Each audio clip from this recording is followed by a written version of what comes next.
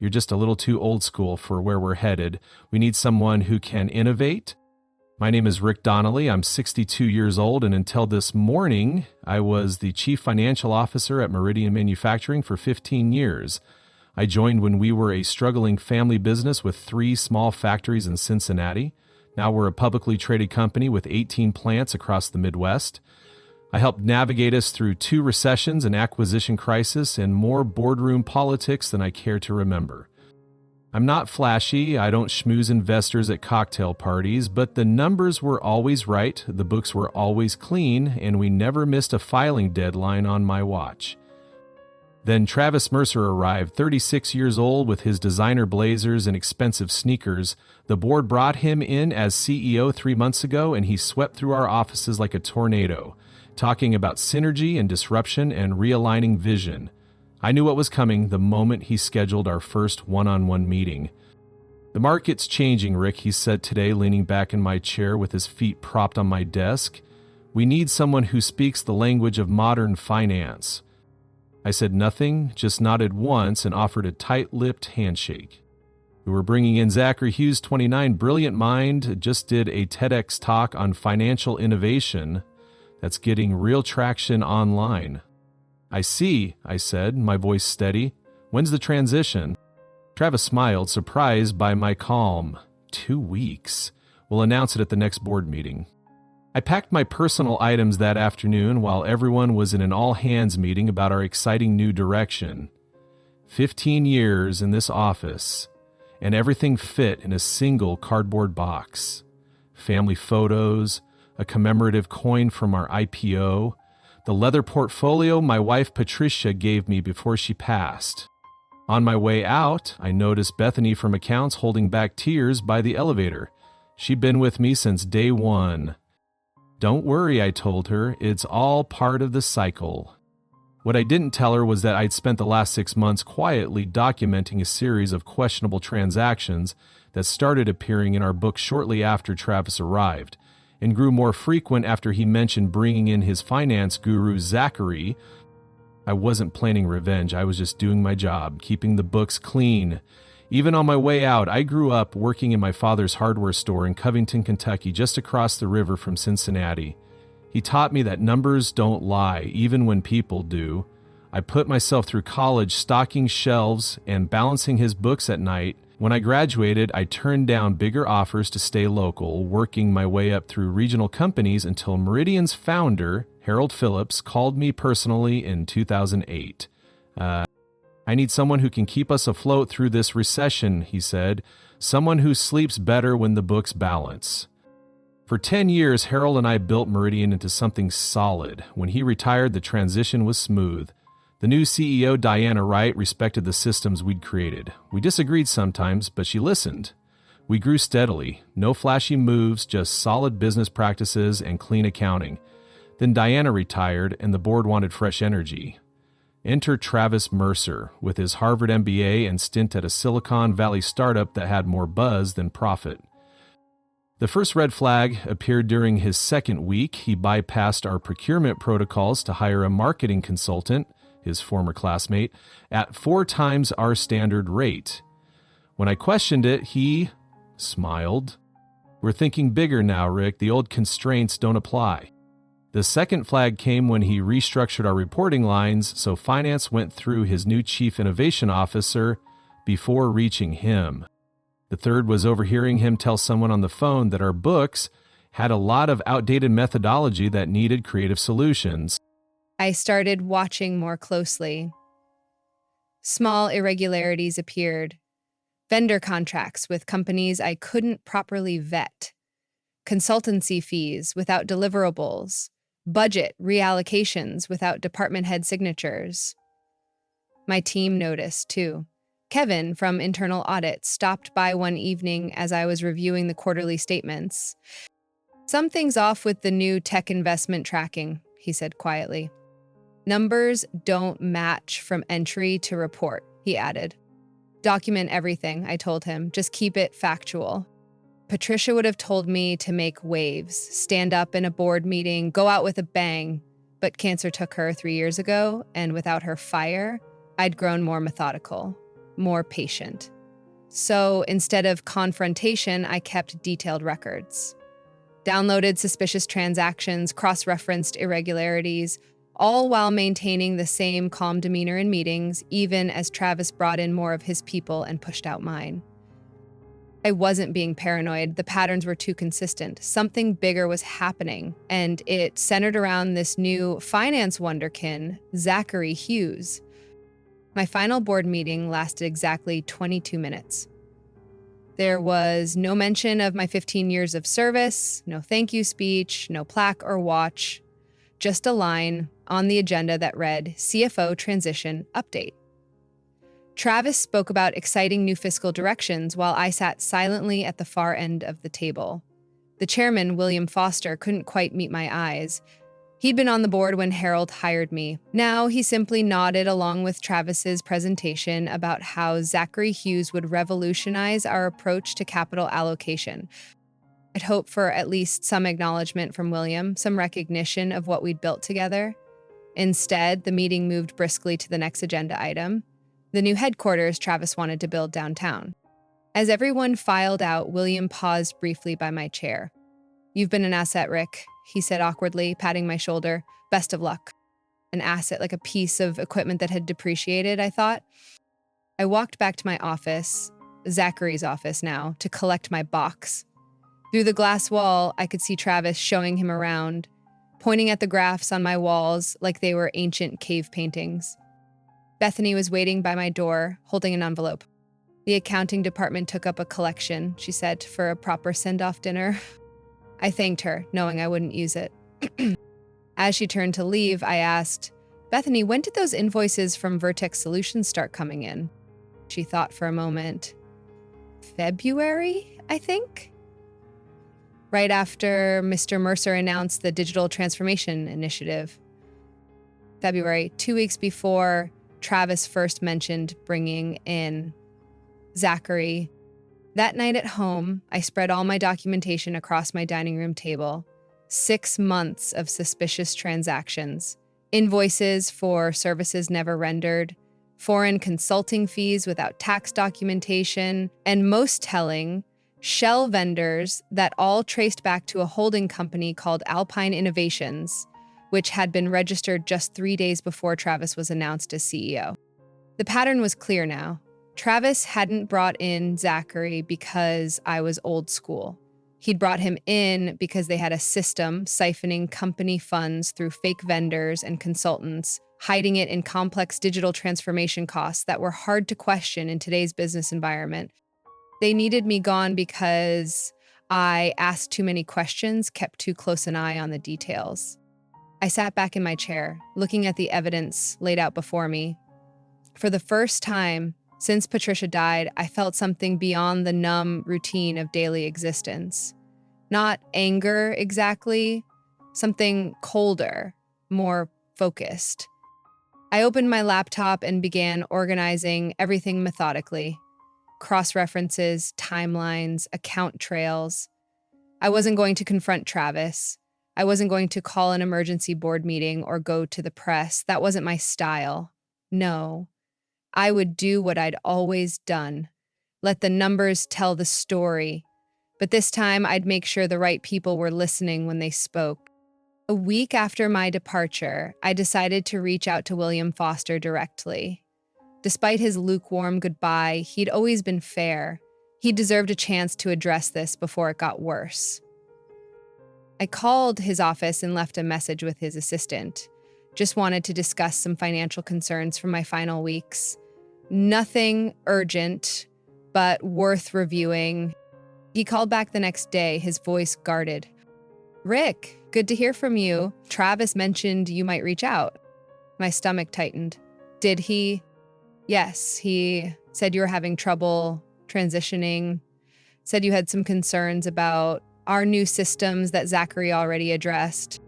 William, there are irregularities that predate Zachary's arrival, significant ones. Silence on the line. Then, look, Rick, I understand this is difficult. 15 years is a long time. but the board has full confidence in Travis's vision, and Zachary has already streamlined several processes you flagged as problematic. That's not. I'm afraid I have another call. Perhaps we can catch up at the holiday party. I hear you're still on the invite list. Very generous of Travis, considering everything.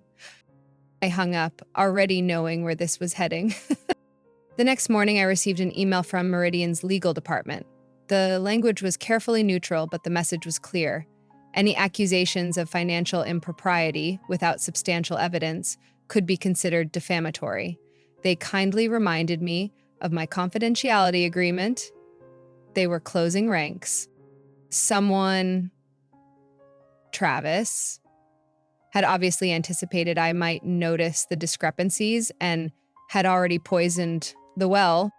I decided to try another approach. Kevin from internal audit had been on my team for 8 years. If anyone else had noticed problems, it would be him. We met at a diner far from the office. Kevin looked nervous, constantly checking over his shoulder. They promoted me, he said, before I could even ask about the accounts. New title, big raise. I'm now reporting directly to Zachary. Congratulations, I said, keeping my tone even. How's that working out? Kevin stared at his coffee. They've changed all the internal reporting systems. New software, new protocols. Zachary says it's more efficient. And is it? He looked up, his expression strained.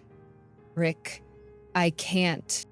They had me sign additional NDAs. They're watching everyone who worked closely with you. I see, I said, forcing a smile. Take care of your family, Kevin. As he hurried out, I sat alone, processing what I'd learned. My options were dwindling. The board wouldn't listen. My former team was either bored off or scared silent, and now they were attacking my reputation, making it nearly impossible for me to raise concerns without looking like a disgruntled ex-employee. They thought they had me cornered, but they'd overlooked something important. I still had access to the audit server. During my final days, while everyone thought I was quietly cleaning out my office, I'd set up an emergency admin account, a standard practice for system transitions that no one had bothered to check. It wouldn't last forever, but it might be enough. That night, I used my emergency credentials to access Meridian's audit server. What I found made my earlier suspicions seem quaint by comparison. Alpine Innovations wasn't just one holding company. It was a hub in a network of shell entities, all interconnected through a maze of transactions designed to hide their relationship. Some dated back to before Travis even joined Meridian, suggesting this wasn't an opportunistic theft. It was a planned infiltration. The more I dug, the clearer the picture became. Travis hadn't been hired despite his mediocre track record. He'd been installed. His previous company, the Silicon Valley startup with more buzz than profit, had been bankrolled by the same investment group that had recently gained 3 seats on Meridian's board, including the seat held by William Foster's nephew, Jacob, who had joined 6 months ago. This wasn't just an executive skimming from the company. This was a coordinated attack on Meridian itself, a slow, measured asset strip disguised as modernization. I downloaded everything I could find, organizing it meticulously. By dawn, I had traced over $12 million, 0 cents, that had been siphoned from various departments through falsified vendor contracts, inflated service agreements, and phantom consultancy fees. Exhausted, I made coffee and sat on my back porch, watching the sun rise over the Ohio River. Patricia and I had bought this house for the view, I recalled. Water calms your overthinking brain, she'd said. Now I let the river's steady flow organize my thoughts. My initial instinct to quietly alert the board had been naive. This went deeper than Travis and Zachary. Some board members were likely complicit, which explained why they'd been so eager to replace Diana with an outsider when she retired. I needed to be smarter about this, more strategic. I spent the morning mapping connections between board members, Travis's previous associates, and the shell companies. By afternoon, I'd identified 3 board members who were likely unaware of the scheme: Elaine Morrison, a former manufacturing executive who joined the board after retiring from a competitor, David Patel, who represented our workers' pension fund, and Anthony Wilson, our oldest board member who rarely spoke but never missed a vote. I also discovered something I'd overlooked. Zachary Hughes had worked at Vertex Solutions, one of the shell vendors, 3 years ago. His name was buried in their incorporation documents as a founding partner, though he'd been removed from public-facing materials before being hired at Meridian. As I compiled this information, my phone rang. The number was blocked, but I answered anyway. "Is this Richard Donnelly?" a woman's voice asked. "My name is Vanessa Taylor. I'm with the Securities and Exchange Commission's Enforcement Division." My heart stopped momentarily. "We've received an anonymous tip about potential financial improprieties at Meridian Manufacturing involving its new leadership team. The information provided suggested you might have relevant knowledge." I chose my words carefully. "I recently left my position as CFO after 15 years. Yes, we're aware. Would you be willing to meet informally to discuss certain transactions that occurred over the past 6 months? Who else knows you're calling me?" I asked. "No one outside my immediate team. This is preliminary, fact-finding, not a formal investigation yet." I considered my options. Going to the SEC directly would make this very public very quickly. Meridian's stock would plummet, and thousands of employees, people like Bethany and Kevin, could be affected if the company collapsed under a scandal. But someone had already tipped off the SEC. The clock was ticking. "I'll need some time," I said finally. "Time for what, Mr. Donnelly?" "To make sure I get this right." I gave myself 3 days to execute my plan. First, I needed to ensure the evidence couldn't be erased. I copied all my documentation to multiple secure locations and set up dead man switches. If I didn't enter a code every 48 hours, the full package would automatically send to the SEC, the Department of Justice, and 3 financial journalists I respected. Next, I carefully drafted emails to the 3 board members I believed were uninvolved: Elaine, David, and Anthony. I didn't accuse anyone directly. Instead, I framed it as concerning patterns I noticed before my departure and included just enough evidence to raise serious questions without overwhelming them with details. I scheduled these to send automatically in 2 days. The most delicate part came next. I contacted Bethany, asking if she could meet me for coffee. She agreed immediately. "They're gutting your whole department," she told me when we met, her voice barely above a whisper. "Zachary says we're consolidating financial operations, but half the team has gotten reassignment notices and the other half is being reviewed, including you." She nodded, blinking back tears. 22 years at Meridian, and suddenly I'm told my position is redundant. I've got 6 weeks to find another role internally, or... I waited while she composed herself. "Bethany, do you remember that audit protocol we established after the Jackson acquisition? The one with the separate verification pathway?" She frowned, then understanding dawned. "The parallel audit trail, the one that automatically duplicates all transactions over $50,000, 0 cents, to the secure server. Is it still running?" "As far as I know, it's hard-coded into the system. Zachary's team would have to specifically know about it to disable it." I nodded, relief washing over me. "And who has access to those records now?" "Just the senior auditing team, and I guess Zachary since he's CFO." "What about the backup archiving? Is that still sent to Iron Mountain on the 1st of each month?" She thought for a moment. "Yes, that's automated too. The October backup would have gone out last week." "Perfect. Even if Travis and Zachary discovered what I was doing and tried to alter the records, the originals would already be safely preserved off-site." "Bethany, I'm going to ask you something important, and you can absolutely say no." I slid a sealed envelope across the table. Inside is a formal letter detailing specific financial concerns that, as a senior accounting manager, you're obligated to report to internal audit. It references only information you would have legitimate access to in your role, If you submit this, they legally cannot retaliate against you without triggering whistleblower protections. Her hand trembled as she took the envelope. Is this why they're really pushing me out, because I might notice these things? Probably. And if I submit this, it creates an official internal record that can't be ignored. It forces internal audit to investigate specific transactions, the same ones I've documented elsewhere. Bethany squared her shoulders. Tomorrow morning would be ideal. On my way home, I made 2 more stops. First to a notary public where I signed and authenticated a detailed affidavit about everything I'd discovered. Then to my lawyer's office where I left sealed instructions to be opened if anything happened to me. That evening, I received a text message from Kevin Z. Z asking lots of questions about old audit protocols. Seems nervous. Watch yourself. They were starting to realize their mistake. They'd been so focused on pushing me out that they'd overlooked what I might have already documented. The pieces were in place now. I just had to wait. 6 weeks after my departure, everything detonated simultaneously. The internal audit, triggered by Bethany's formal complaint, reached Zachary's desk the same morning that my detailed emails reached the 3 uninvolved board members.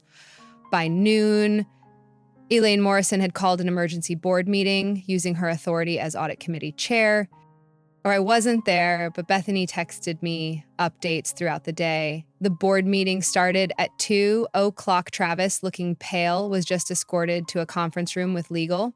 Outside auditors arrived. Taking over the main conference room by evening, the news had broken internally. Meridian was under investigation for financial irregularities. All executives who had joined under Travis's tenure were placed on administrative leave pending a full forensic audit.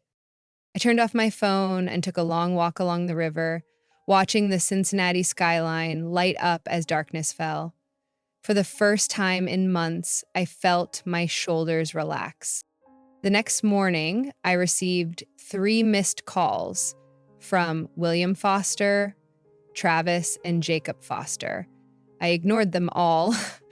Instead, I answered a call from Anthony Wilson, our oldest board member. 15 years of clean books, he said, his voice gravelly with age. No scandals, no restatements, no missed filings. I should have spoken up when they pushed you out. You're speaking up now, Anthony. That's what matters. The board has appointed me acting chairman while we sort through this mess. William and Jacob have resigned along with 2 others.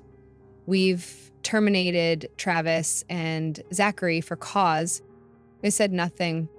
We'd like you to come back, Rick, just temporarily to help the forensic team and stabilize things. I watched a barge slowly making its way down the Ohio, steady and purposeful. I'll help with the investigation, I said finally, but I won't be coming back permanently. May I ask why? Because Meridian needs someone who can innovate, I said, allowing myself a small smile. I'm just a little too old school. 3 months later, I sat on my new deck in Asheville, North Carolina, watching the sun set behind the Blue Ridge Mountains. My cabin wasn't large, just 2 bedrooms and an office, but the view made up for it. The investigation at Meridian had uncovered exactly what I'd suspected, a coordinated scheme to extract value through fraudulent contracts and artificial costs. Travis Zachary and several board members now faced federal charges for securities fraud and embezzlement. I'd spent 6 weeks helping the forensic accountants unravel everything, then packed up my Cincinnati house and headed for the mountains. Patricia and I had always talked about retiring to the settlement. Meridian offered me consulting services during the investigation, which was generous enough to buy this cabin outright and still have plenty left over. I had been clear with them, no public statements, no press conferences, no dramatic returns. That wasn't my style. My phone buzzed with a text from Bethany. Got the promotion to director of accounting. The new CEO wants to rebuild the department properly. I smiled and typed back, well deserved. Always keep a parallel audit trail. My lawyer had called yesterday with news that the SEC was closing its case against Meridian after the company agreed to governance reforms and financial penalties that pointedly excluded punishment for shareholders and regular employees. the right outcome. As darkness settled over the mountains, I opened the leather portfolio Patricia had given me years ago. Inside was the last photo we'd taken together at the lake house the summer before her diagnosis. "You were right," I said to her smiling face. Huh, I should have made more time for views like this. Tomorrow, I drive into town and meet with the director of a local nonprofit who needed help organizing their finances. Nothing flashy, just good, clean accounting for people doing important work. Some might call that old school. I just called it integrity.